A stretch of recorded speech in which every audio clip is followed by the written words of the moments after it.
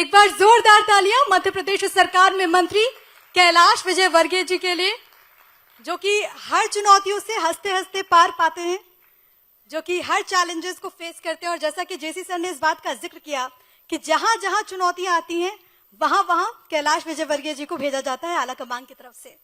Sir, आज जब हम और आप बात कर रहे हैं तो एक बहुत अहम राज्य जिसकी आपने जिम्मेदारी साल 2014 में संभाली, और अगर सत्ता के शीर्ष में उस राज्य में बीजेपी पहुंची तो इसमें बतौर प्रभारी आपकी बड़ी भूमिका है। हरियाणा में आज विधानसभा के चुनाव हो रहे हैं। कैलाश विजयवर्गीय की सोच और कैलाश विजयवर्गीय का आकलन हरियाणा विधानसभा चुनाव में बीजेपी के लिए क्या?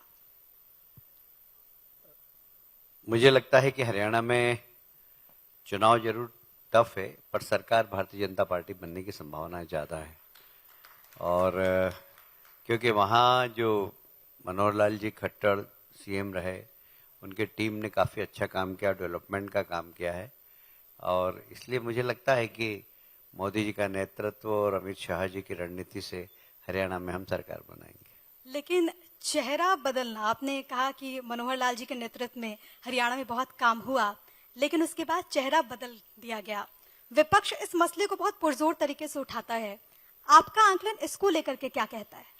मुझे लगता है कि पार्टी ने उनको केंद्र में ले जाकर बड़ी जवाबदारी दी, बड़े बड़े मंत्रालय दिए हैं उनको। प्रधानमंत्री ने सोचा होगा कि मेरे साथ काम करेंगे, इनको सरकार चलाने का अनुभव भी हो गया, और एक नया नेतृत्व हरियाणा में डेवलप करने के लिए नायब सैनी जी को मौका दिया। और नायब सैनी जी बहुत कम समय में हरियाणा में बहुत पॉपुलर हो गए। क्योंकि आपने हरियाणा का जिक्र किया, आपने कहा कि वहां पर आप इस बात को लेकर के उम्मीदों से भरे हुए हैं कि वहां पर बीजेपी की सरकार बनेगी। हालांकि आप इस बात का भी जिक्र करें कि चुनौतियां हैं। अब मैं एमपी की बात करूं उससे पहले आपके ससुराल की बात कर लेती हूँ, पश्चिम बंगाल की। पश्चिम बंगाल में आजकल सब कुछ ठीक नहीं चल रहा। दीदी के खिलाफ लोगों का गुस्सा भी है, एक बिटिया को इंसाफ दिलाने की मांग भी की जा रही है, लेकिन बतौर समाज भी कई सारे सवाल उठ रहे हैं। क्योंकि आपका तो पश्चिम बंगाल से गहरा नाता है, ममता दीदी के साथ आपकी ट्रेनिंग भी अच्छी है, तो आप इसको लेकर के क्या कहेंगे? देखिए, देश के अंदर कुछ राज्य ऐसे हैं जहां डेमोक्रेसी के नाम पे भी राज्य कलंक है। उसमें सबसे नंबर 1 पे आता है बंगाल, सेकंड नंबर पे आता है केरल, जहां की डेमोक्रेसी की रोज धज्जियां उड़ती। और बंगाल तो मैंने खुद ने अपनी आंखों से देखा है। वहां तो एक नेक्सस काम करता है, असामाजिक तत्व, कुछ अधिकारी और पॉलिटिशियंस, पुलिस, इन तीन का नेक्सस है। पुलिस, असामाजिक तत्व और पॉलिटिशियन, ये तीन का नेक्सस काम करके जनता वहां पर बहुत परेशान है। मतलब मुझे लगता है वहां अपराध जितने होते हैं उसकी तुलना में 50% भी दर्ज नहीं होते हैं। क्योंकि मैंने अपनी आंखों से देखा है कि हमारी कार्यकर्ता के साथ रेप हुआ। हमने आग्रह किया एसपी को कि आपके थानेदार रिपोर्ट नहीं लिख रहा। एसपी ने कहा कि आप भेजिए। मैंने भेजा तो थानेदार ने उसको बुलाया और कहा कि रिपोर्ट मत लिखवा, नहीं तो तेरे पति की भी हत्या हो जाएगी। वास्तव में वो वापस आ गई। वो, मैंने उनसे कहा रिपोर्ट नहीं लिखी, बोले नहीं मुझे नहीं लिखवाना, और वापस आ गई। इतना डरा दिया पुलिस ने उसको। तो वहां तो रिपोर्ट लिखी नहीं जाती, हत्या हो जाती है तो फांसी पे लटका देते हैं कि आत्महत्या कर ली। अभी जो सबसे ताजा प्रकरण है डॉक्टर्स का, वो डॉक्टर के साथ रेप हुआ, और जब उसके पेरेंट्स गए तो जो घोष, जो उस हॉस्पिटल के इंचार्ज थे, उन्होंने कहा इसने सुसाइड कर लिया। ये तो अगर डॉक्टर्स लोग इस इशू को नहीं उछालते तो सुसाइड में खत्म हो जाता। तो हमेशा आप देखना सबसे ज्यादा आत्महत्याएं वहां होती है। वो आत्महत्याएं नहीं, वो हत्या करके टांग देते। लेकिन फिर मंत्री जी, सवाल ये भी है कि अगर बंगाल में ये परिस्थितियां हैं, और हम भी लगातार खबरों के माध्यम से दर्शकों को दिखाते हैं कि वहां का हर चुनाव रक्त रंजित होता है, लेकिन बावजूद इसके अगर टीएमसी पश्चिम बंगाल में इतनी मजबूत है तो उसका पीछे कारण क्या आप मानते हैं? नहीं, चुनाव होते ही नहीं है ना। वहां तो क्या है कि पुलिस, सेंट्रल फोर्स हम लगाते हैं पोलिंग बूथ पर। पोलिंग बूथ पे ठीक है, पर वो उस गांव में जहां से मतदाता था वहां से नहीं निकलने देते लोगों को, और जो निकलते हैं वो लोग कोई दूसरे होते हैं, उनका आईडी लेकर और वोट डालकर निकल जाते हैं। वहां बांग्लादेशी घुसपैठियों की संख्या 32% हो गई। और आप लोग पहले दाढ़ी में वोट डाल के जाते हैं, उसके बाद दाढ़ी कटवा के फिर वोट डाल देते हैं, एक ही आदमी 2 बार वोट डाल देता है। तो एक अजब प्रकार का प्रदेश है जिसको नजदीक से कोई देखे तो ही समझ सकता है। यदि मैं वहां के किस्से सुनाऊं तो आप कहेंगे ब्लफ मार रहा है, पर मैंने तो अपनी आंखों से देखा है। वहां पर अराजकता चरम सीमा पर है, महिलाओं का सम्मान नहीं है, डेमोक्रेसी तो है ही नहीं। आ जाती हूँ एमपी को लेकर के जिस तरीके से आप लोगों ने तैयारियां की और बीजेपी ने यहाँ पर कांग्रेस का सुपड़ा साफ कर दिया, लेकिन छिंदवाड़ा में ऐसा क्या हो गया? कमलनाथ के गढ़ को जिसे अभेद किला क्या कहा जाता था, वहां ऐसा क्या हो गया? खबर तो ये भी आई कि नकुलनाथ और कमलनाथ आए थे दिल्ली तक, लेकिन बात नहीं बनी। क्या कोई बात चल रही थी? नहीं, 2 प्रश्न बन गए इसमें। एक तो किला कैसे टूटा, दूसरा आपने ये बताया कि दोनों दिल्ली गए थे। हाँ, ये बात सही है, दिल्ली गए थे और दरवाजा पे बीजेपी का खटखटाया था। बाकी मैं उसमें ऐसा व्यक्ति था जिसने सांकल बंद रखी, आने नहीं दिया। मैं इस बात को स्वीकार करता हूँ, क्योंकि अगर कमलनाथ जी आते, उनका बेटा आता, तो हम स्वागत भी करते। बाकी उनके साथ जो फौज आ रही थी जो दोयम दर्जे की थी, और मैं नहीं चाहता था कि ऐसे लोग भारतीय जनता पार्टी में आए, इसलिए मैंने उनका विरोध किया था। मैंने कहा वो अकेले आए, उनका बेटा है तो स्वागत है, बाकी दोयम दर्जे की फौज भारतीय जनता पार्टी ज्वाइन करें, इसका मैंने विरोध किया था। और इसका फायदा आपको छिंदवाड़ा में मिला? छिंदवाड़ा में मुझे गृह मंत्री जी ने कहा कि यार पिछले 40 वर्षों से मध्य प्रदेश में हम 27 सीट जीतते हैं, 28 सीट जीतते हैं, 29 सीट आज तक नहीं जीते, तो तुम देखो ये 4 सीटें। तो मैंने कहा ठीक है, तो मुझे छिंदवाड़ा, मंडला, शहडोल और बालाघाट 4 सीट हमारे सर्वे में वीक आ रही थी, तो गृह मंत्री जी ने मुझे वहां भेज दिया। मैं जहां चले जाता हूं वहां चुपचाप नहीं बैठता हूं। इसीलिए मैंने ये बात कही थी कि चुनौतियां जहां जहां होती है वहां पर आला कमान की तरफ से कैलाश विजयवर्गीय को भेजा जाता है। कुछ वहां बैठ के मैंने, अब बस मैं शहडोल जाता था और रात में छिंदवाड़ा चले जाता था, फिर बालाघाट जाता था, रात में छिंदवाड़ा चले जाता था। मुझसे भोपाल वहां के छिंदवाड़ा के पत्रकार बोले आप रात में क्यों आते हो? रात में ही मैंने क्या, राजनीति में काम होता है। दिन में जो होता है वो एक अलग होता है, पर वास्तव में चुनाव में रात में ही काम होता है। हाल में आपका एक स्टेटमेंट सामने आया था जिसमें आपकी तरफ से कहा गया कि 30 साल बाद देश में गृह युद्ध छिड़ सकता है। आखिरकार कैलाश विजयवर्गीय को ऐसा क्यों लगता है? देखिए, मुझे लगता है कि मैं सिर्फ देश को देख के मैंने नहीं कहा, मैंने विश्व की राजनीति के अंदर जिस प्रकार कट्टरवाद बढ़ रहा है, अब हमास का और इजराइल का झगड़ा हुआ, हमारे यहाँ प्रदर्शन हुए, भाई हमास से हमारा क्या लेना देना? हमारे एक विशेष वर्ग के लोगों ने प्रदर्शन किए। तो हमारे यहाँ तो नेता भी नसरुल्लाह की मौत पर कहते हैं कि वो तो शहीद हुआ है। हाँ, मतलब ये जो इस प्रकार अपने देश में रहकर विश्व की कट्टरवाद को यहाँ लाना, वो ठीक नहीं है। अभी केरल का आपने भी देखा होगा कि हम नारे लगाए वहां, मुस्लिम लीग की यूथ विंग ने, कि आपके मंदिर में आपको फांसी पे लटकाएंगे। अब अगर ये हमारे देश में चलेगा तो इस पे चिंता तो करना चाहिए सबको। और मेरा ऐसा मानना है कि देश के प्रति समर्पित होना चाहिए। लोग देश के प्रति समर्पित नहीं रहते हैं, धर्म के प्रति समर्पित, तो उसमें देश को भी आग लगा देते हैं। अभी हमने बांग्लादेश को देखा, जलते हुए सबने, सिर्फ धर्म के नाम पर जला दिया उसको। तो इसके बारे में विचार करना चाहिए कि हमारे यहाँ ऐसी ताकतें बढ़ तो नहीं रही है। एक प्रधानमंत्री जी ने अपने भाषण में एक शब्द का इस्तेमाल किया है, उन्होंने कहा कि एक इकोसिस्टम इस देश के अंदर काम कर रहा है जो नैरेटिव बनाता है, और वह नैरेटिव हमारे राजनीतिक परिणामों को प्रभावित कर रहा है। और यह इकोसिस्टम सिर्फ हमारे देश का नहीं है, यह संचालित होता है दूसरी दुनिया से। तो इसको जो पढ़े लिखे लोग हैं उन्हें समझना चाहिए कि क्या हो रहा है देश के अंदर और देश किस दिशा में जा रहा है। आप,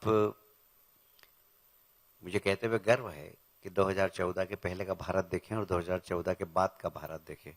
हमारी फाइनेंशियल ग्रोथ कितनी हुई है, हमारी सेना की ताकत कितनी बड़ी है, हमारा भारत का दुनिया के अंदर मान सम्मान कितना बढ़ा है। एक समय था जब भारत के बारे में यह कहते थे कि भारत रशिया के साथ है, भारत अमेरिका के साथ है, भारत रशिया के साथ है, भारत अमेरिका के साथ है। आज विश्व के मंच पर कहा जाता है कि भारत के साथ रशिया भी है और अमेरिका भी है। ये भारत की साख है और इसलिए भारत ने जो अभी 2014 के बाद से जो ऊंचाई पाई है, उस ऊंचाई का परिणाम पिछला लोकसभा चुनाव उसका कंपेयर में नहीं है। और इसलिए जो इकोसिस्टम काम करता है वह कहीं ना कहीं हमारे देश की राजनीति को प्रभावित कर रहा है, सामाजिक रचना को प्रभावित कर रहा है, सामाजिक समरसता के ताने बाने को प्रभावित कर रहा है।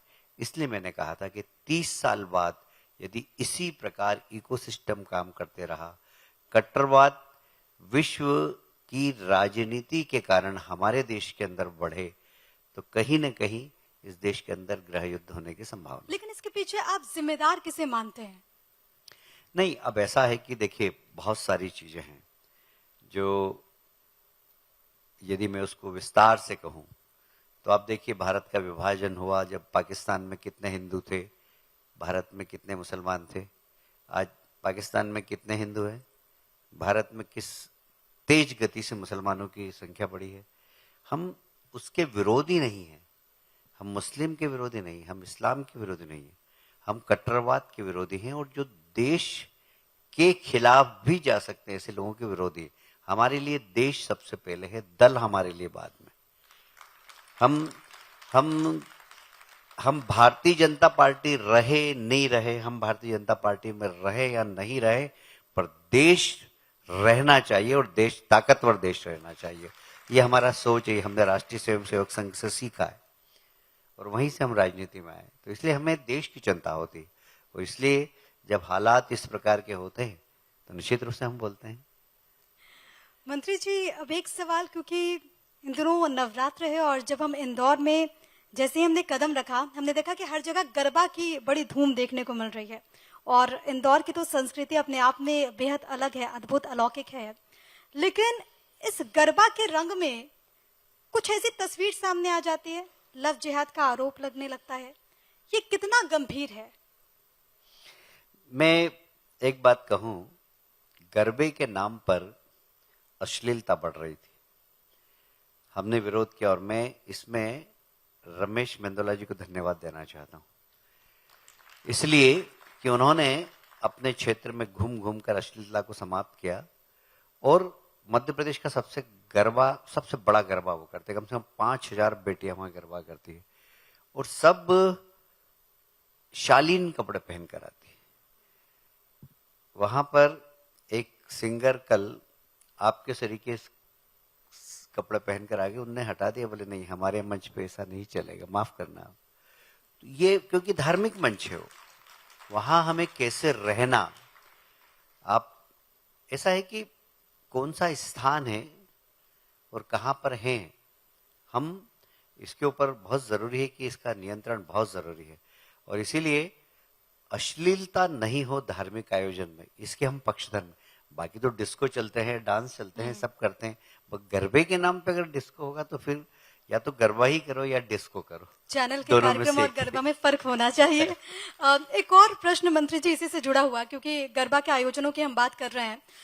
हाल में एक नेता की तरफ से एक सुझाव मैं इसे कहूंगी, उन्होंने अपनी व्यक्तिगत राय रखी। उन्होंने कहा कि गरबा में जो भी एंट्री करता है उसे गौमूत्र पिलाना चाहिए ताकि गैर हिंदुओं की एंट्री ना हो सके। आप इस टिप्पणी पर क्या कहेंगे?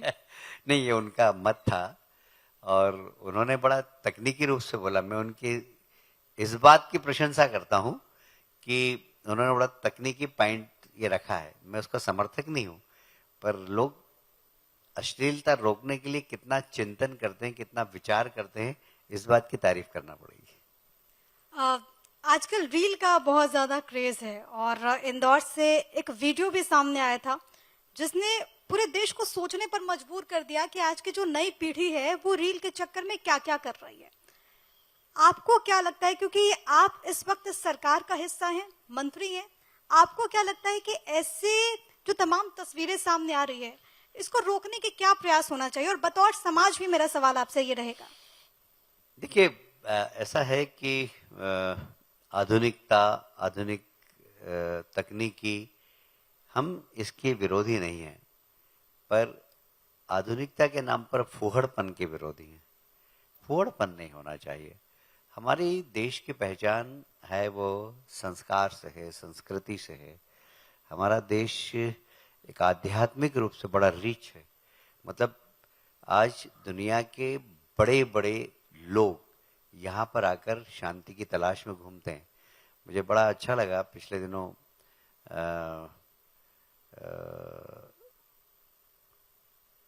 बिल ग्रेट महोदय हिमाचल प्रदेश गए और वहाँ पर एक हनुमान भक्त बाबा हुए, उनके वहाँ जाकर उन्होंने मत्था टेका और अपनी किताब में लिखा कि वहाँ जाने के बाद मुझे बहुत शांति मिली।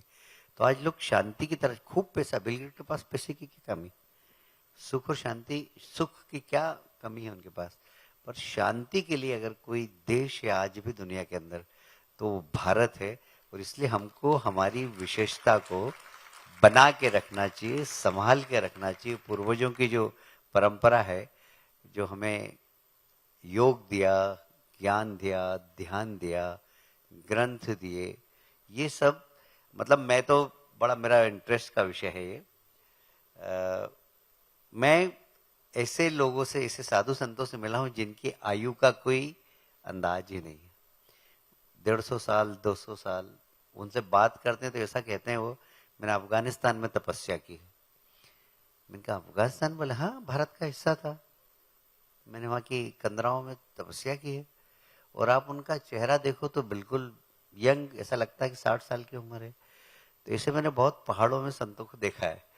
और इसलिए भारत बहुत अद्भुत है, इसको समझना चाहिए, इसके संस्कार को समझना चाहिए, इसकी संस्कृति को समझना चाहिए। और नई पीढ़ी को हमारे पूर्वज इस देश के अंदर क्या दे रहे हैं, क्या दे गए हैं, इसको संभालना, सहेजना और सारी दुनिया को ज्ञान का प्रकाश देना, ये नई पीढ़ी की जिम्मेदारी है।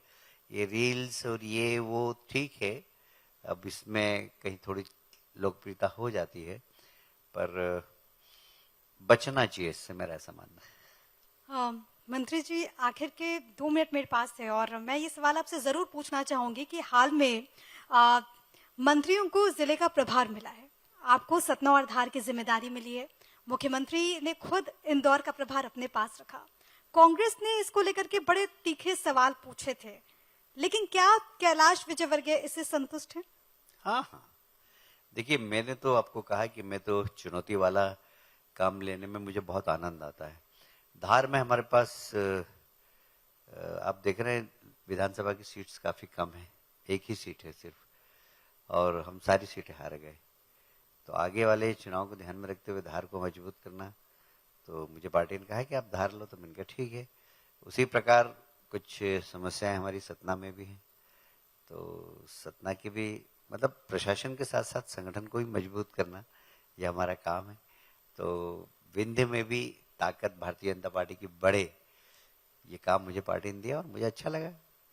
क्योंकि अब हम इस सत्र के आखिरी पड़ाव पर हैं और मैंने आपको खूब गाते हुए सुना है मंत्री जी, ऐसे में मैं जरूर चाहूंगी, नवरात्र के पावन दिन चल रहे हैं, अगर आप अपना कोई मन पसंदीदा भजन कोई गाना चाहें आज इस मंच पर।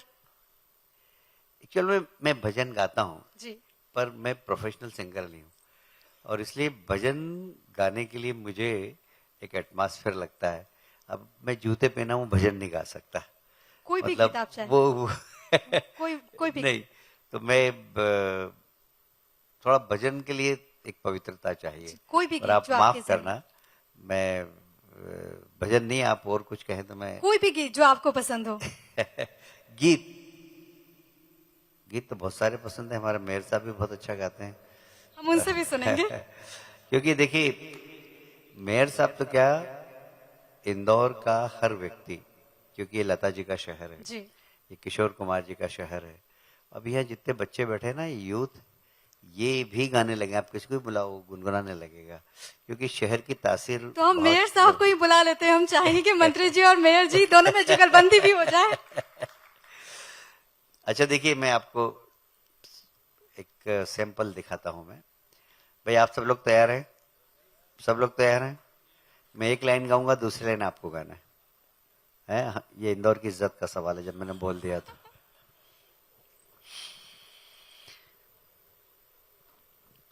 तुम्हें कोई और देखे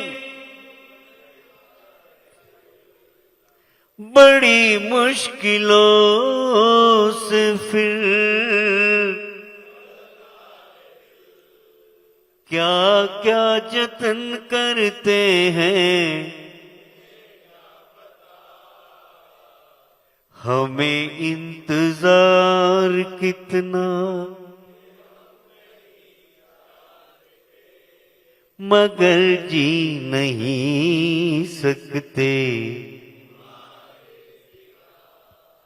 देखा आपने इंदौर को? यह है इंदौर। एक बार जोरदार तालियां इसी इंदौर के लिए। और thank you so much sir, बहुत बहुत शुक्रिया आपका। धन्यवाद।